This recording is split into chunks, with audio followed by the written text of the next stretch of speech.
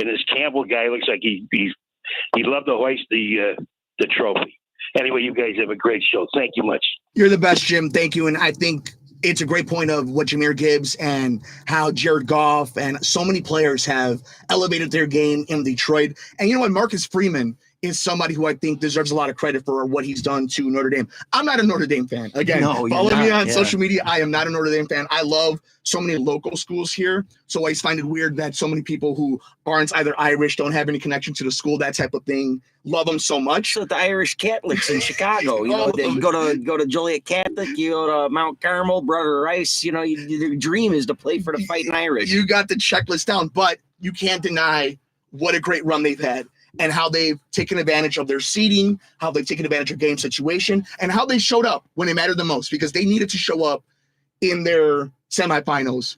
So, I mean, we'll get to the college football playoff next week and preview that, but just the whole idea that Notre Dame had to get through everything. But I wanted to say to Jim's point, the line in that Penn State game was 9 points. It's 8.5 that Ohio State's favored in this one, and it's Notre Dame has proven that they can play just about any team in the way that Texas played Ohio State.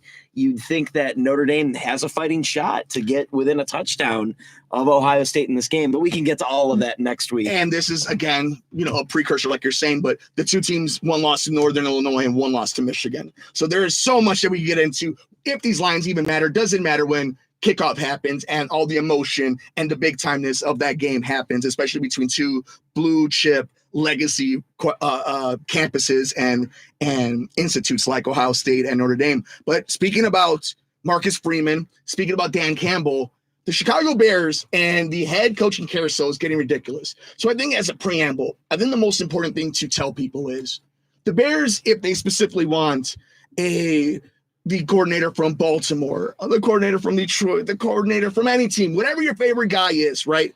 If they bring back John Madden from the afterlife, they can't do it if he's on a playoff team, right? So they were only able to do the virtual meetings. Mike Vrabel was a little bit different because he wasn't working for anybody. He could get hired right now, which is why it happened. And it still makes you question why they didn't bring him in person, unless if they knew, and the whole league knew, we all knew this, he was going to go to New England. New England was the only choice. But there has been so many names. And I think that's what frustrates Bears fans the most. I should be more specific. It's not that they are turning every stone. It's how they are doing it. It is the simple fact that it's names that everybody questions. Everybody raises their eyebrow. You see a name like Pete Carroll, you're like, okay, that's interesting. That's thinking a little bit outside the box. I'm cool with that. When you see a name like Arthur Smith, it's, why haven't you learned any lesson? Why do you have to learn everything the hard way? And when it really comes down to Ben Johnson or Todd Monken or any of these other top tier guys that they may want, you have to get your guy.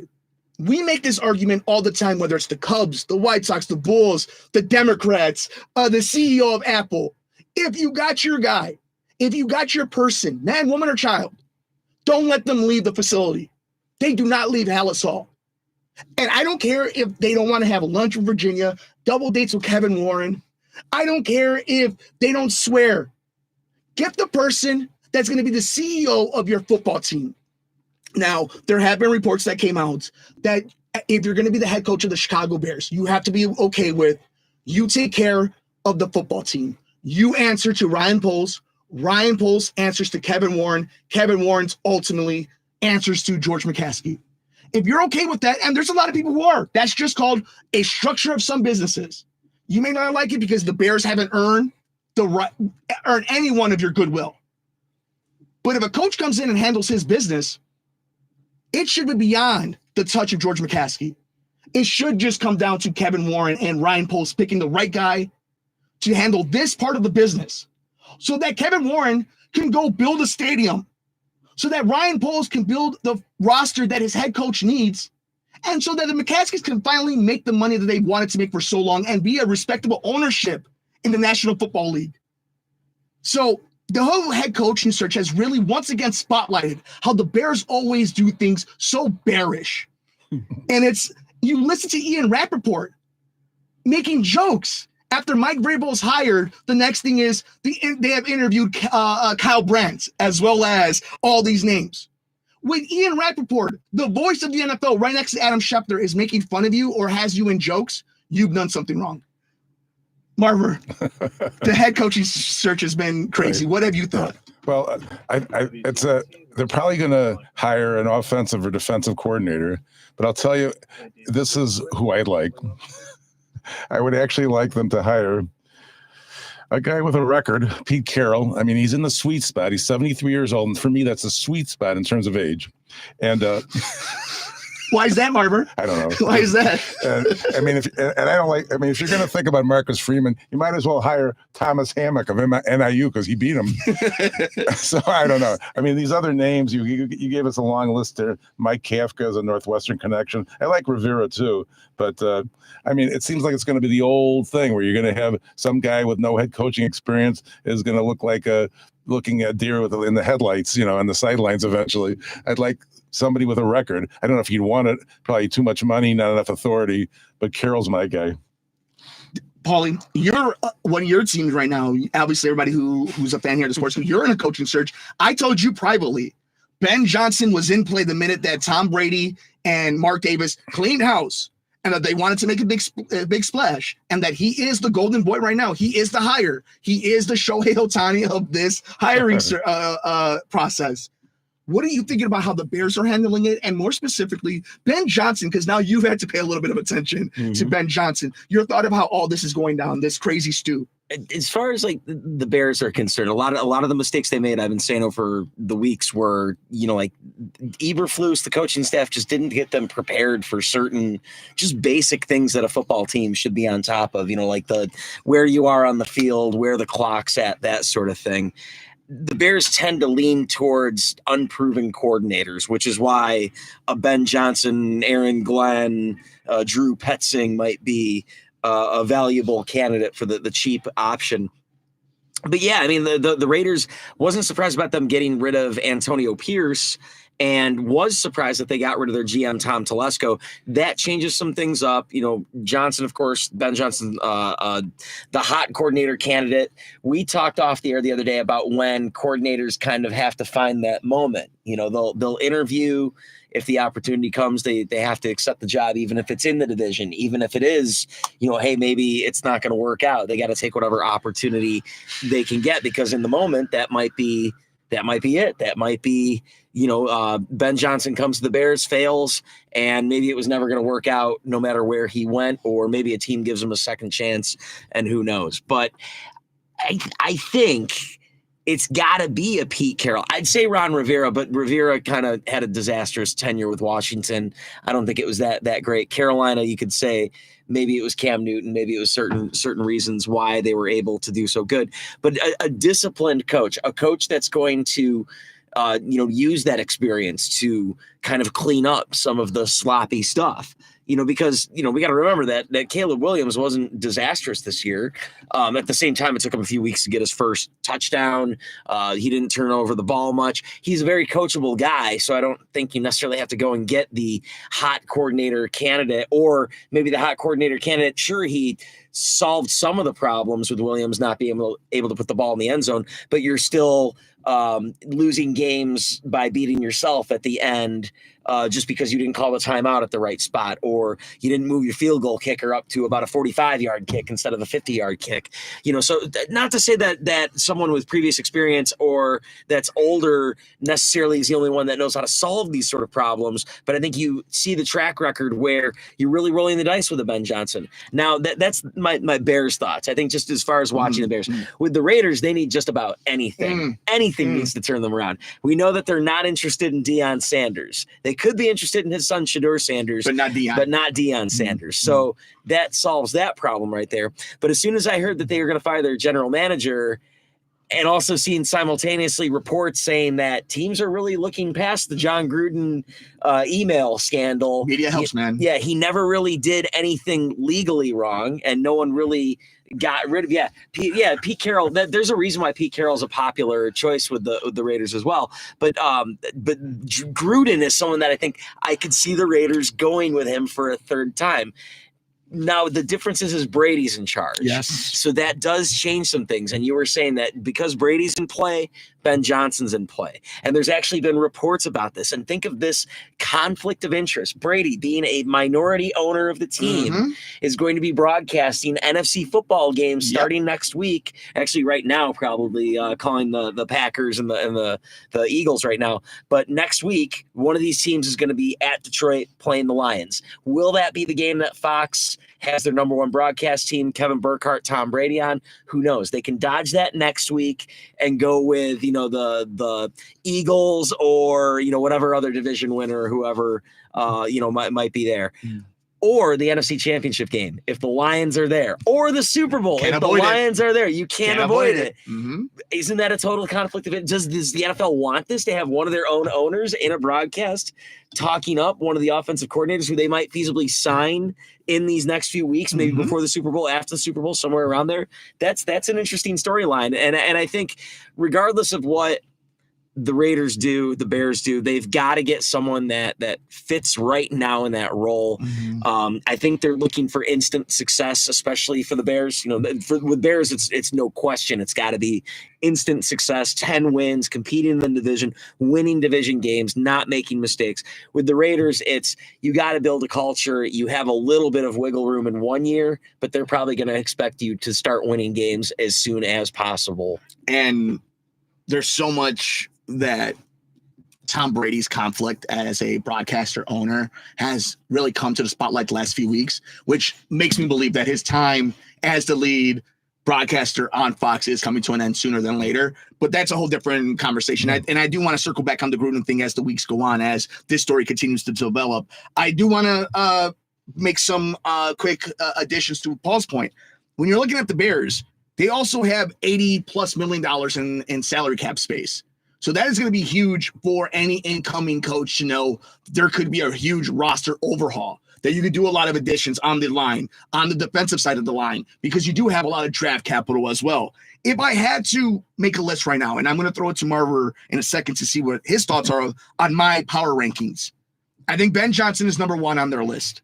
I think Todd Monken is number 2. I think what he's done with Baltimore, I think the maturation of Lamar Jackson this season, I think seeing how he's utilized all their wide receivers, the fact that he didn't have to use Deontay Johnson, the way they've used a committee of running backs, I think Baltimore, getting anything from Baltimore is a great sign. I don't think you're finishing in second if you end up with Monken opposed to Ben Johnson. I think Cliff Kingsbury is in play at number 3. And my 4th one, and it's only a pipe dream, but if Pittsburgh wants to be stupid enough and they want to move on from Mike Tomlin, every team that has an opening and every team that has an inkling that they're going to fire their coach needs to make a phone call right now. If you are upset with 9 wins every season, 10 wins every season, yeah, you may not win the Super Bowl every year. Sorry, it's the Patrick Mahomes era. But if you're able to have a bite at the apple where all you need to do is win one game any given Sunday for a few weeks in January, I will take that chance with Mike Tomlin right now. If you're willing to go after any of these other head coaches like a Kyle Shanahan, you better, you're behind. I'm 100% in on Mike Tomlin. Marver, what do you think about my power rankings of head coaches? I think that the top 3 are more likely than number 4. I don't think that Tomlin's going to be fired by the Steelers. No, they would have to be out of their mind. No, I think that's what reports are saying, that the Steelers have said they're sticking with him. Right. So, I mean, I think you've got him in the right order. I think that Ben Johnson is probably the favorite, honestly, at this point in time. And I would anticipate that that's who they're eventually going to hire. But, of course, Detroit may be playing all the way until February 9th. So I don't know what the rules are. They can do Zooms or whatever, but they wouldn't be. And that would put them at, a little bit at a disadvantage if they don't have a coach until the middle of February. But we'll see what happens in that regard, because that's probably the best choice of the assistants, and particularly the ones you named. I just would like, again, maybe it didn't work so well. They've hired people that have had coaching experience like Fox and others, and so I don't know if that's going to be the answer, but I would like to see that for a change. And of course, the guy I mentioned developed with Russell Wilson in Seattle, namely Carroll, and did pretty well. Got this with his success there. So I mean, and that could be a situation where they have like on a coach in waiting, and have him on the staff, and he could be there a year or two, and then this other guy would be there, like Shire for Krzyzewski or something, where he'd be moved right in when Carroll hits 75 or whatever the case might be. But it would seem like a good marriage to me. But probably it's going to be Johnson, I think. I like Pete Carroll. I mean, I think it's hard. You'll never hear anybody really say a bad word on Pete Carroll. A lot of players might question the play on the goal line, not giving the ball to Marshawn Lynch and having Russell Wilson throw the ball and costing them a Super Bowl. Darrell Bevel that did that call. I was saying before that happened, when the Bears ended up hiring Mark Trestman, I liked Darrell Bevel as the pick, and then that happened in the Super Bowl. And you got to be okay with that, because as much success as Pete Carroll has had, Seattle wasn't his first time in the NFL. Pete Carroll has had major success in college and failures before Seattle in the NFL. Mm-hmm. He's been a coach that has had multiple chances. I'm not dogging him for it. I'm just saying this isn't a guy who went straight from USC, straight to Seattle, had all the success, and that was only his exposure. He's been a lifer forever, just like Bill Belichick. These have been guys who have been assistants for a long time. And if that's what you want to bring in, I'm okay with that. I am not going to argue Pete Carroll becoming a head coach of any team in the NFL. That is a different 74-year-old. That is not the same 74 you see on a lot of people. But it does, as much as Ben Johnson or any first-time head coach is very bearish, so is kind of Pete Carroll. Trying to go for the easiest solution, opposed to the solution that is best long-term. You're not winning the Super Bowl next year. You're hoping you're competing. You're hoping that you're winning more games. But I think that's what the Bears think. I think they're making the hire because I think they want to turn it around in a 1 or 2 year span. So then you got Ryan Poles' job is on the line. Their all jobs is on the line. As soon as he makes that hire, his job is on the line. It's not just Ryan Poles. Right now. Everybody. But Ryan, it starts with Ryan Poles. Specifically, Ryan Poles is the first one. Caleb Williams is playing for the second contract. He knows he's going to get it. But you're also playing to see, can we get him for that? Are we, as an organization, going to have him on the second contract? Devin, you've seen these names. You're hearing this conversation. You know the salary cap. You know kind of the drama and the black cloud that constantly hangs over the scene when it comes to these type of decision makings. What are your thoughts about my power rankings, the list we've seen, how they're handling this entire situation? Like number Marver. Like Marver said, your number 4 is way too much to even be a fever dream to think that's going to happen here. You need to go smoke a little words I can't say on the radio in the parking lot, or stop smoking those if you're thinking more of it for Tomlin, please. Yeah. Oh my goodness. But it's just one of those things. Ben Johnson does seem like the perfect right pick.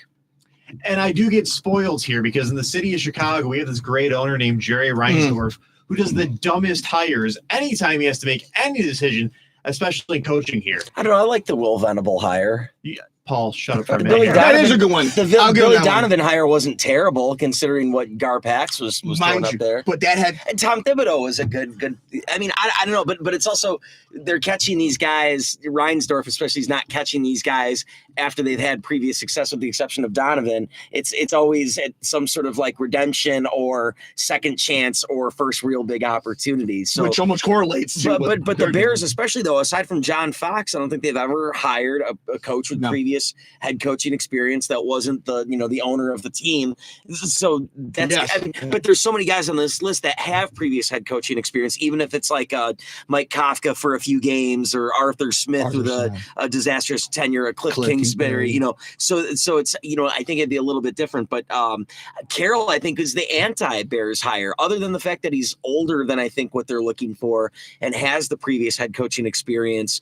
And I'm not trying to argue that he'd be a good one or not. It'd be such a weird hire for them. I don't think it would be a very Bears hire. I think they're going to go with someone that would be younger or a little unproven and cheaper, unless it were someone like an Arthur Smith or Kingsbury that have had the previous. Do you get what I'm saying? 100%. Like Rivera is kind of like why Rivera and not Carroll, where you think he would be a Bear, and that's only because Rivera's been with the organization before, where there's that familiar relationship. So I don't think the Bears would go for a Pete Carroll, even though I do think a Pete Carroll would at least kind of crack the whip really quickly to try and turn this team around and get them to Super Bowl caliber immediately. But I think, and I'm with you, but I think both things could exist in the same universe, where Ron Rivera just as easily as Pete Carroll is a very Bears hire, because it's not about what they're bringing in schematically. It's not what they're bringing as a foundation to their playbook. You're bringing in somebody who's going to change the culture. That's a culture hire.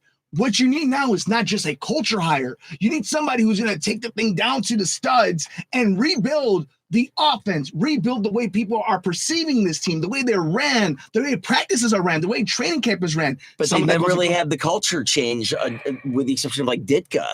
I mean, Lovie Smith completely changed the culture of Chicago. But I don't think that's why they hired him, though. I think that just kind of came with it. Oh, John Fox is that hire. Mark Trestman was that hire. All these guys were brought in because of the way they were changing the perception of the last guy. The Bears have constantly, for the last 4 coaches, have hired somebody that's the opposite of the guy that replaced him. That is as Bears get. Well, going in with the John Fox thing, it's like he was brought in to change the culture, and we had 3 seasons of 3, 5, and 6 win seasons. I don't think we need to go back to there, especially when we have the talent here. And Jay Cutler had so much dang potential there. And we kind of just let that sit here. And we can't do the same with Caleb Williams here. Yes, I do agree with Paul. Pete Carroll is the guy when you see what he did with Geno Smith, of all people. Remember, everyone thought Geno Smith was garbage? But again, going back to this, though, if Jerry Reinsdorf were in charge, Paul, Brian Flores would have already had the job here, and we'd be blowing smoke up everyone else's keister right now here. Honestly, watching the Bills Denver game, they were mentioning Joe Brady was looking for a job and how he could be the guy here and they mentioned the Chicago Bears. Yeah. But we'd love to hear from you guys. 773-763-9278. Let's go to our good friend Dave from Hoffman Estates. What's going on, Dave? Hey guys, I got a couple of quickly. I know you're not wild about my Lions, but personally, I think Dan Campbell should be getting that Coach of the Year. By your own admission, very talking about how banged up Detroit was and all of this all through the year. And yet he kept that team motivated, kept them together, and they went on pure guts alone on that last game. And they got a job of a coach. And they went 15-2, first time ever. You know what, Dave? Let me tell you this too. This is something that I'm with you. I think Dan Campbell, Kevin O'Connell are kind of the favorites right now. Kevin O'Connell right now the favorite at least some sporting odds. Dan Campbell in number 2, Andy Reid and Andy Reid right there. Wins. Yeah, Andy Reid right there. And again, that's how much the NFL 16-1 this year. 15-2. And it goes to show to Dave's point though that Dan Campbell has kept his team together. And it's the one question you really should have if you're somebody who's on the team, the camp of Ben Johnson becoming the head coach, if you're a Raiders fan, if you're a Jaguars fan, if you're a Bears fan. Because Dan Campbell's the one that has to meet the media when things go right or wrong, when there's a major injury, when he has to make the decision on David Montgomery. It's Dan Campbell that has to set the tone the entire preseason, the entire offseason, the entire training camp. And Ben Johnson is going to have to answer that question by himself. It's his biggest hurdle. It's the guy who's in front of the podium. It's the guy that's in front of those men in the entire roster in August. And it goes to Dan Campbell. And to your point, Dave, where Dan Campbell has earned the right at the very least to be on the top tier list of NFL coaches. Heck, NFL Coach of the Year any given year. Yeah, and talking about coaches, I also heard something that the Bears are possibly talking about the Notre Dame head coach of getting him. So Marcus Freeman obviously having a great run. There is something, as much as I like Marcus Freeman, and I think Marver and I have talked about this for years, there is something called the Chicago leverage, the Chicago Bears leverage, where somebody like Ryan Fitzpatrick for years over at Northwestern and any of the Notre Dame coaches use the Bears as leverages as, well, the Bears might be interested in me as the new head coach, and all of a sudden the alumni make sure that you're covered for the next 10 years. So I think Marcus Freeman deservedly should get head coaching calls for the NFL if he wants to leave, which is such a great gig. I mean, Notre Dame might as well be a pro football team as it is, but that is going to be, I think, more of a ploy to get money, just like the the Iowa State coach that we heard about. It is pro football. They're being paid now. Fair enough. Dave, any final thoughts, buddy? I'll leave you on this one. It's kind of tying a little bit of the politics with today. And I was asked the question, we got talking. Now that we're going to have a change of a president again, who does not like DVI and all that, do you think they're going to change Washington back to the name of the Redskins again?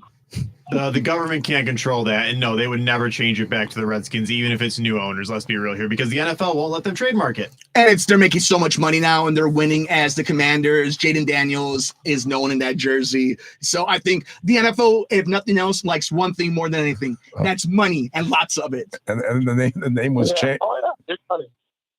Yeah, I was going to say, I don't know whose administration the name was changed during, but it doesn't really matter. It has nothing to do with the administration, honestly, like Devin said. And they have bigger issues right now. They have that entire stadium conversation going on of leaving Washington proper, going out to the suburbs. So it's going to be interesting to see how the new regime in Washington impacts more their stadium deal. Talk about stadiums here in Chicago, how Washington Stadium is going to be impacted there. Yeah.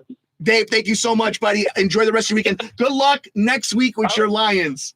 Oh, God, I hope so. I'd love to meet Washington again because that's who knocked us out in 1991 from getting to the big show. I'd love to be. So, anyway, be well, guys. Thanks for taking the call. Thanks, Dave. And it should be great no matter what. I mean, that next week's matchup, again, it's just the NFC is so many fun teams. You just really don't know who to pick. You may have your favorite and who you're picking in your pools or in your parlays. But honestly, if you dug deep down inside in the NFC specifically, you don't know who's going to win any given game. Right now, Marver, what's the score in the Green Bay-Philadelphia game? You got 10-0 just before halftime, Eagles. Are you comfortable saying that Green Bay is done in the first? No, right? Like they can still come back and win this. The NFC has that potential in all their games coming up. Unless they doink it, then the game's over. Just like the Broncos showed. We don't speak about doinks here on the Sports Cubicle. I'll call you a dink instead. Coming up next, it is nothing that is, there's absolutely no laughing matter. It is a sad story that has impacted the political world, the entertainment world, the sports world, everyday living. It is the LA fires and the damages, the horrific images and videos we have seen out there. How has it impacted the sports world? We tackle that next here on the Sports Cubicle. Call us at 773-763-9278. We're on YouTube live right now at the Sports Cubicle. It's Dan Marver. It's Paul Chivari. I'm Mike Mercado. He is Devin Tingle. We got a whole lot left here on the Sports Cubicle on WCPT 820 and HeartlandSignal.com.